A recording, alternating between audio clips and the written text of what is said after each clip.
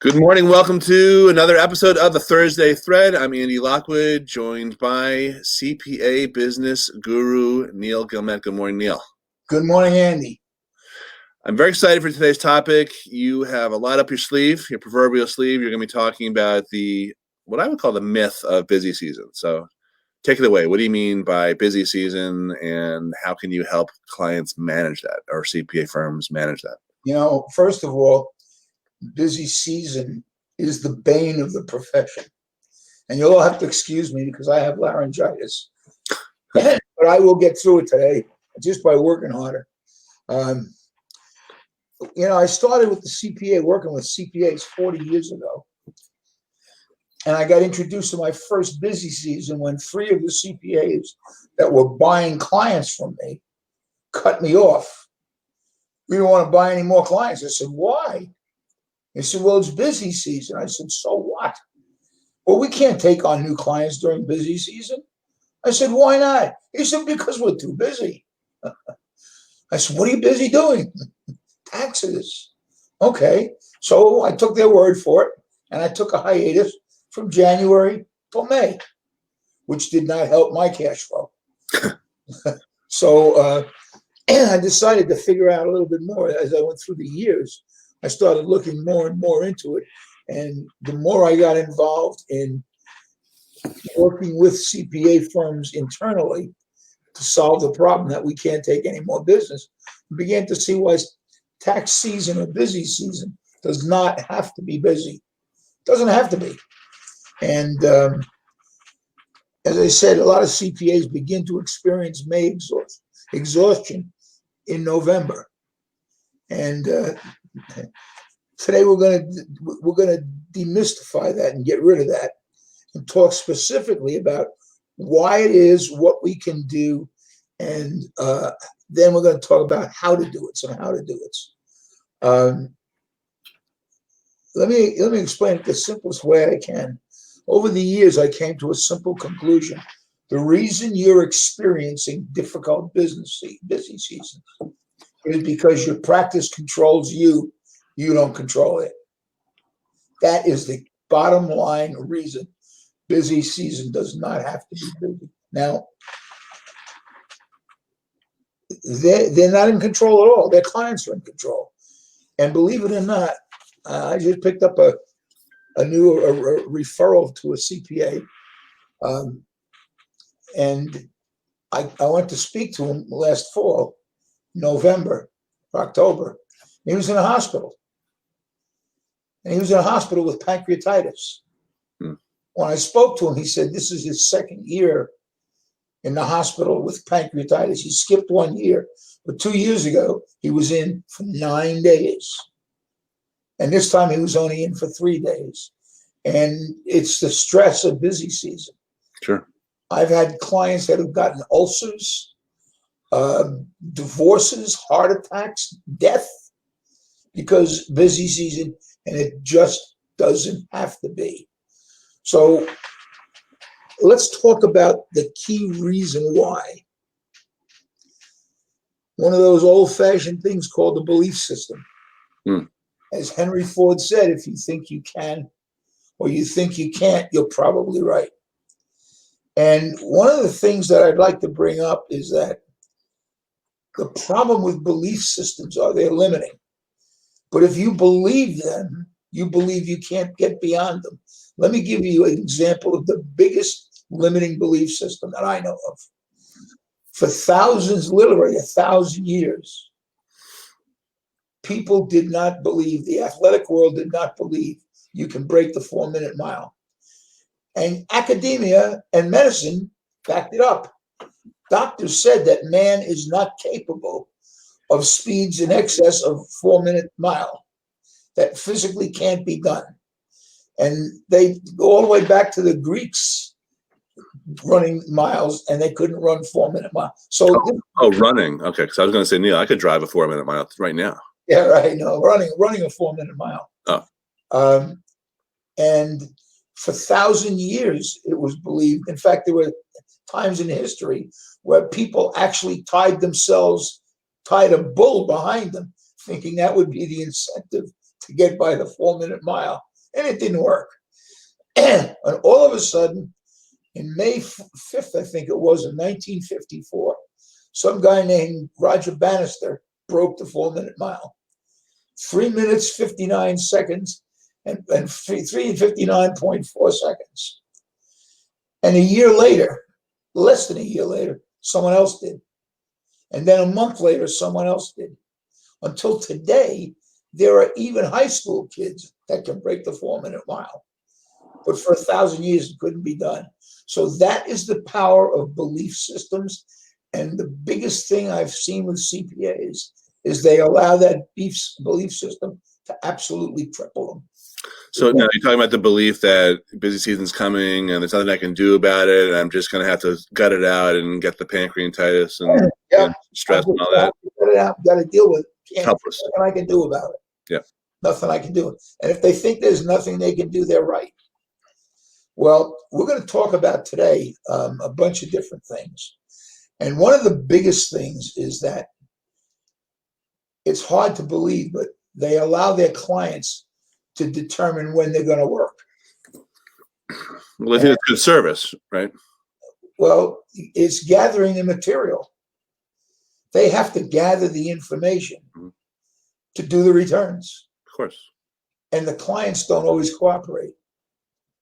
In fact, a large number of clients, even if 20 or 30% don't cooperate, it creates a bottleneck in their throughput process. And what happens when you have a bottleneck? The pressure goes up. People have to work late. They're working late nights. They're working until 2 o'clock in the morning on weekends. Partners are sitting there and running to the post office on midnight on the 11th hour. And they've been putting in 70, 80-hour weeks. So it sounds like even though it's the client's fault, it's really the CPA's fault for not coaching or training the clients the right way. Absolutely, no doubt about it. Absolutely no doubt about it. And it's not just training the clients, but it's also managing their own throughput process. Because there's a throughput process. It's gather the raw materials in one end of the dock, pass them through the factory, do the final check, and get paid. There's a whole bunch of steps in that process. And many of those processes come from one of my pet peeves. And that's the class of 1946 mentality. Bear with me a second. Let me mute this so I can try to clear my throat. Okay. No, I think it's very interesting what you're talking about because, if you let the inmates run the asylum, then you're going to be stressed out and you're not going to have the quality of life that you want. But if you set up these systems, which include the throughput, including training clients the right way, then you will be busy, maybe even busier, but it won't feel like it. You won't feel as stressed out. It'll just not run itself. It'll be a lot more smooth. Actually, in my experience, busy season does not have to be busy. I have many clients, CPA clients, they're done way before the deadlines, and they're not working nights and they're not working weekends. When prior to getting to work with me, Harlan Kahn's a great example. Yeah. Busy season doesn't exist for him anymore. Just doesn't exist. He had 10 to 15 hours a week extra during this past busy season that he didn't work prior to others where he worked 80 hours a week. Yeah, I remember he wrote you a testimonial that was along the lines of, I ran into another CPA's wife, a colleague of mine's wife, 3 days before, April 15th. And she was like befuddled. She said, "What are you doing out? How am I, I haven't seen my husband in like months." Right. And he's like, "No, we get it all done." Yeah. And I think he left with her that day. No, just kidding. She hadn't seen her husband in months. What the hell? When you think about it, the reason I want to spend some time on it is if the accountant is not willing to let go of that belief, absolutely nothing will change. They will not be able to change what's going on. Mm-hmm. So letting go of that belief and having confidence that it can be done is step number one. And that comes from inside. You got to believe you can. The second, take it. What do you have to lose? Like ill health? I'm sorry? take a shot. What do you have to lose? Like bad health or pancreatitis or, And lousy quality of life. You're not seeing your family. You're not seeing your kids. When you go home, your brain is scrambled. Yeah. And if you like to live that way, be my guest. It's living in an institution. Nobody likes to live in an institution. And the belief system is number one. Now, the second block is fear. Mm-hmm. Because once you get past that belief system, you actually have to confront your clients. And there's several things we're going to talk about that you have to confront them about. But it means confronting clients. And CPAs are usually terrified of confronting their clients with anything. I just spent an hour and a half with a CPA we both know yesterday. And he still does not want to confront his clients. And one of them is that, and he throws his hands up and he goes, good, why don't we just fire them rather than confront them? He would rather fire a client than confront them over their fees. Because there's fear of confrontation. That's confrontational, firing someone. It's easier to fire them than have a conversation. Okay. But he's one of those guys that looks at your shoes when he's talking to you. It's the way it works. And fear is the next biggest one. And a very big part of, and we'll start talking some of the specifics of busy season. Number one, most CPAs are undercharging 25 to 30% of their clients are undercharged. Hmm. And the reason I say that is because I've seen it. They don't track a lot of things that they're doing for the client. I'll give you a best example. How many of you CPAs or EAs out there charge for extensions? You all need to charge for extensions. It takes time, which is your stock and trade. So if you're going to take the time to put somebody on extension, you have to charge for it. And lo and behold, you end up making more money that way. And clients will pay it. Clients will definitely pay it. Now, another thing you have to do is you have to use the carrot and the stick. Yeah. Andy, I need your information in by February, picking an arbitrary date. I need your information by February 3rd. If it comes in a week later, there's a $50 surcharge.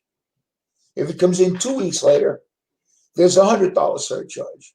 If it comes in after 2 weeks later, there's a $100 surcharge, plus we're going to put you on extension. We're going to charge you for that. And if that doesn't work for you, you have two options. Get your stuff into me on time, or we'll help you find another account. And that's where they panic. They don't want to say, we'll help you find another accountant. Right. Folks that are listening out there, trust me, clients do not want to change accountants. Well, I also think they want the result of having everything done smoothly and on time. So it's really, if I'm the client here, it's in my best interest to get everything in when you want them in, as opposed to screwing you up, because that's in effect going to screw me up. And once you layer on the penalties, the way I would explain it would be like, listen, you're hiring us for a result. We can't get it unless you follow our system. Either part of the problem, you're part of the solution. If you're part of the problem, you have to pay for it.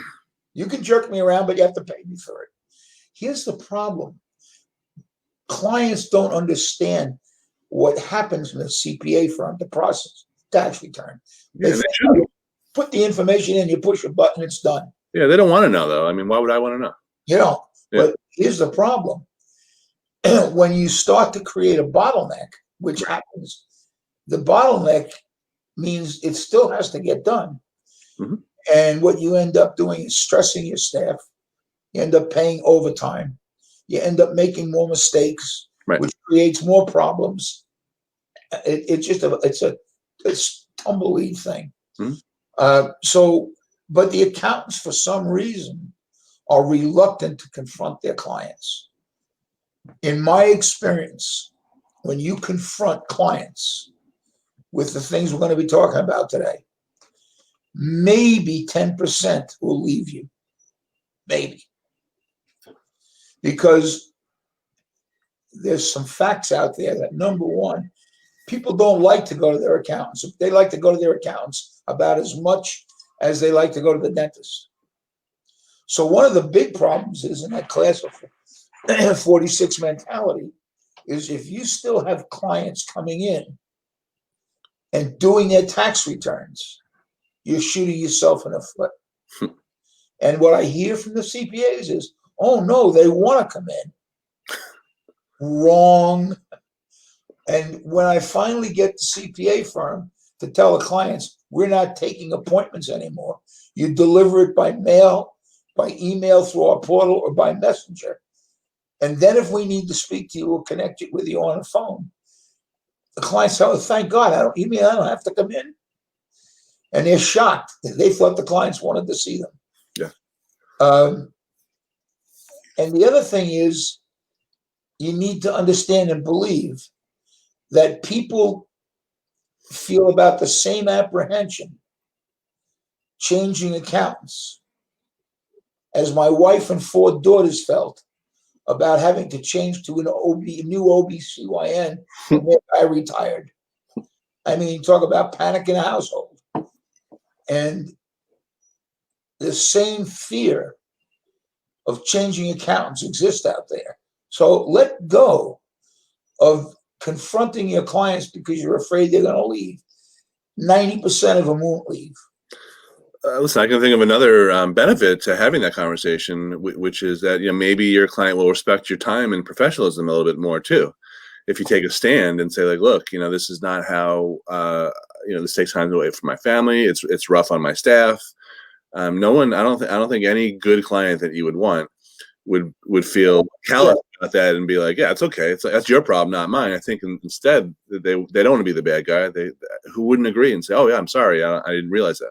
But the accountants are reluctant to verbalize it. Yeah, sure. And one of the reasons is nobody has given them the skills to be able to do so in such a way that it works for them. And remember, I always talk about precision of language. Mm-hmm. I have letters that I've given to CPA firms about sending them out about doing things in a different manner.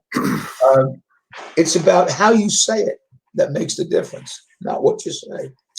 Interesting. One of the other big problems, well, first of all, we don't have clients come in. That takes too much time.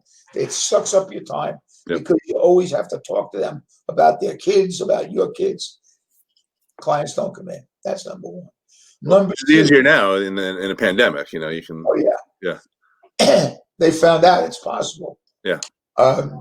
Number two, set hard dates for accumulation of their information to do the returns, and set up a penalty if they miss that, and let them know there's a surcharge.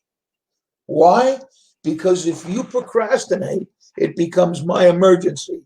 My emergency turns into overtime, stress, ulcers, pancreatitis, heart attacks. Staff quits. They can't take it. Yeah. So either cooperate with me or pay for a privilege of standing at the front of the line. Mm. It's like the New York City discos used to be. The lines went around the block. You'd stand there for hours, unless you walked up to the bouncer with a $100 bill, and then you were in. Disney Fast Pass. Absolutely. So there's a couple of big ones right there. Number two, well, number 3 or 4, I think. 3. You're undercharging for most of these returns. Mm-hmm. You probably have an additional 50% in every return that you could charge before the client starts to get upset. So if you're doing $100,000 a year, which is light, but if you're doing $100,000 a year, you could do $150,000, and maybe you have 10 less returns. I've had that with clients that have cut back on their returns, that they've doubled their fees. Mm. In fact, one of my first clients, we tripled his fees. He said, I can't triple my fees. I'll lose half my client. And my point was, so what? Yeah. You tripled your revenue with half the clients. What's wrong with that? Yeah. Well, are you in business to make money or to have more clients? I think. Right. Yeah, right. Exactly. What's wrong with that picture? So that's another big one that is a block. The other thing is that your staff gets overloaded. And what happens in many, many firms, and those who experience it out there, just about all of you, is that the staff only takes the return to a certain level. Right. They're what I call 80%ers. And when they run into a blockage or a problem, they pass it to the next person up, which is what they get taught to do in big accounting firms. Most of my clients are small accounting firms. They don't have anybody to pass it up to except the partners. Right. Which is why this partner has pancreatitis that I spoke with. And he's a young guy. I mean, he's not an old duffer like me. You know, he's in his 40s. And it's going to kill him. Because repeated pancreatitis can turn into pancreatic cancer. You got no luck going there. So all I'm saying is to CPAs and EAs out there, take control of your practice. Don't let it control you. Look at your practice as a vehicle to the life that you want to live and the income to support it. And then decide whether you want to drive that vehicle or you want to be a passenger in a vehicle or take a ride in the back seat or even the trunk. From a marketing standpoint, which is always my angle, I think when you carve that out about how you're different and you have a system and this is the way it works with you and all that, I think that's also going to attract the right people and it'll probably repel the wrong people. A function of that concept that we're not right for everyone is pricing.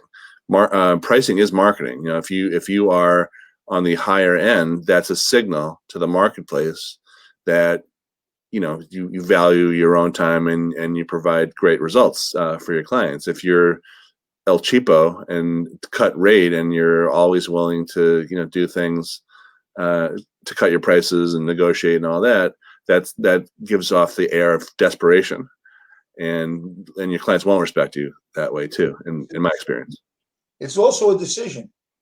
Who do you want to be, Walmart or Tiffany? Yeah. You can be either one. You can be Walmart, you can be an H&R Block, big volume, and that's another example. They train their people. H&R Block doesn't have a bunch of CPAs or enrolled agents. They run an 11-week course. Yeah. Anybody can walk in off the street, take that 11-week course. Yep. And if they do well in that course, they get hired. Right. And they're doing your tax return. Yeah. Frankly, they're doing those tax returns for not, in many cases, more than you're charging. They are not cheap. No, they're not cheap. It's surprising how expensive they are relative to much more highly trained CPAs. You know what? Their marketing is what creates it. Yeah. System. You're getting the H&R Block system. You're getting H&R Blocks, and they're known. They promoted that we're the lowest price. Are they? And they are on the initial piece of paper. Okay, right. They go for this schedule, that's extra. This schedule, that's extra. The back end. Yeah. And the back end of it, the extras, jack the price up way above what it would have been in your office. Right. We see that all the time. Okay. In fact, I'm working with somebody right now, just hired somebody that's been worked at H&R Block, my California client. Hired somebody that worked at H&R Block for the last 12 years part-time. So now we have their scheduled. I mean, he was aghast at the prices that H&R Block was getting. Absolutely amazed. So somebody at H&R Block made a decision. This is how we're going to do it, and they're charging enough, to pay for their staff and their marketing and all that type of thing. But that's what every CPA and EA has to do, like you're saying, make that decision that you're going to charge what you're worth, right, and have this thread of continuity through everything that you do. And you said it before. This is the fourth component of optimized practice. Remember, there's creating the right prospects, there's converting them, there's delivering on a value promise, and now we're talking about running the factory at optimum efficiency. And if you've done all the other three right, you can lose all the profit that you'd be making by not running the factory at optimum efficiency. So the big thing is make a decision that tax season is not going to be a nightmare. That tax season is going to be a little bit busier than other times. And another example is I still have accountants that are hanging on for dear life to do client payrolls. Now, every single accounting firm for the last 40 years that I've worked with, if I get that partner, managing partner, I want you to write down all the payrolls that you do. I want you to put down all the money that we bring in doing those payrolls. And then I want you to put down the number of man hours and blended rates that it costs. And tell me how much profit you're making on that payroll. They're literally losing a fortune by doing payroll. And their staff is pulled away from doing tax returns, financial statements, and advisory work. So there are many things within the practice, which I get into practice analysis. There are many things that will make busy season a nightmare. And most of them can be fixed. It doesn't have to be a nightmare. If any of you are interested in some verbiage, email me. Let me know what you want to use. I have precision language verbiage, emails, things like that, where you send to your clients. Oh, another thing, big one, I almost forgot. Let's not forget. One of the biggest ones is you do the tax return. 30 days later, somebody gets a chance to put together an invoice and send it out. Yeah. And then you're chasing your money for the next 3 to 6 months to a year. Yeah. Folks, everybody needs to do this. There's one rule I believe in. In God we trust. Everybody else pays cash. So start charging for your tax returns. Let your clients know that you will not push the button to e-file their return without being paid in full. And make it a mandate. It's mandatory. There's no discussion. I don't care if you've been my client for 15 years. And we're not doing it that way anymore. With the changes in the IRS, the overhead that we're facing with now, and the COVID thing, we need to get paid when we push that button. Otherwise, we're going to go out of business. Yeah. So it's not an option. Have them blame Neil. Yeah, blame Neil. It's easy. It's not negotiable. It's not an option. So hopefully this gave you some idea, and there are many, many more. I could spend another hour about the things that clog busy season up and can be changed. So if any of you are interested in some specific language or have a specific problem, email me, text me, let me know that you want, and we'll have a conversation about it. So give out your email and how you want people to contact you. Best thing you can do is either neil@cpanetwork.org, NEIL@cpanetwork.org, or you can text me to 631-513-3309. That's 631-513-3309. Good. And you can check out the website at cpanetwork.org. And Neil, you're on LinkedIn. You're, almost ubiquitous. Facebook, all over the place. You haven't been deplatformed yet. Not yet. Not yet. Good. All right. Well, this is great. I always learn a lot. I hope everyone who watched this also took a lot of notes. I feel like it's a seminar. Every time you speak, I feel like it's like attending a very valuable seminar. So thank you, Neil. Thank you, Andy. I appreciate it. I love doing it. All right. Have a good week, everybody. Bye-bye.